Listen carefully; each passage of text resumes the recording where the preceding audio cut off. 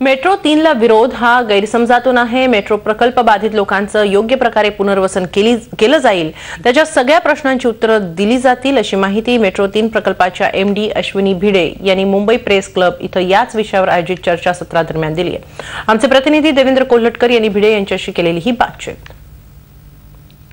सध्या मेट्रो 3 चा विषय गाजतोय आणि या सगळ्या संदर्भात बोलण्यासाठी मेट्रो 3 च्या ज्या एमडी आहेत अश्विनी भिडे त्या माझ्यासोबत आहेत। मॅम, सध्या हा सगळा विषय सातत्याने चर्चेत आहे, काय सध्या या सगळ्या विषयाचं स्टेटस आहे?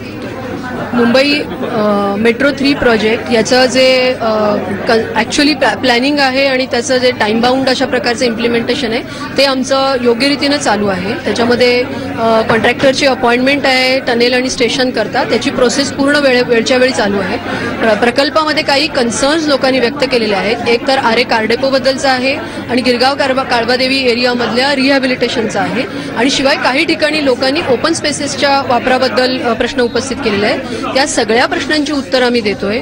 आरेच्या बाबतीमध्ये शासनाने ऑलरेडी ऑल्टरनेटिव्ह साईट बघण्यासाठी एक कमिटी अपॉइंट केलेली आहे। कमिटीचे सजेशन्स आणि रेकमेंडेशन्स आल्यानंतर शासनाचा जो निर्णय असेल त्याचप्रमाणे आम्ही करू।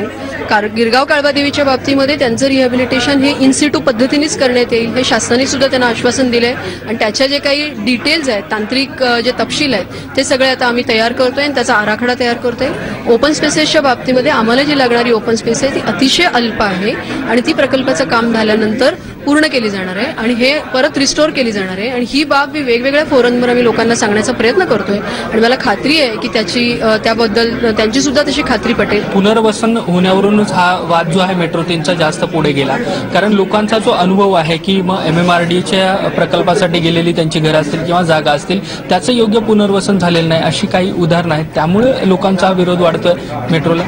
गिरगाव काळबादेवीच्या बाबतीमध्ये मला असं वाटतं की सुरुवातीपासूनच मोठ्या प्रमाणावर गैरसमज निर्माण झाले की 2000 इमारती मेट्रो प्रकल्पासाठी पाडणार आहेत आणि सगळ्या लोकांना तिथून बाहेर काढणार आहेत, परंतु वस्तुस्थिती तशी नाही। हे जेव्हा आम्ही लोकांना सांगितलं की केवळ त्या भागातल्या 26 इमारती आणि 650 कुटुंबांना आता प्रकल्पाची झळ पोचणार आहे, पण त्या सर्वांना आम्ही तिथेच पुनर्वसित करणार आहोत। त्यांना जे काही इन सिटू रिडेव्हलपमेंटच्या जे काही पर्याय उपलब्ध आहेत त्याच्यात कुठलीही कमी त्याच्यामध्ये येऊ देणार नाही, हीच आम्ही माहिती लोकांना सांगतोय आणि एकदा ते झाल्यानंतर लोक त्याच्यामध्ये त्यांच्या हे जो काही अप्रोच आहे त्याच्यामध्ये निश्चितपणे फरक पडेल अशी माझी खात्री आहे। धन्यवाद ही सगळी माहिती दिल्याबद्दल, बातचीत केल्याबद्दल।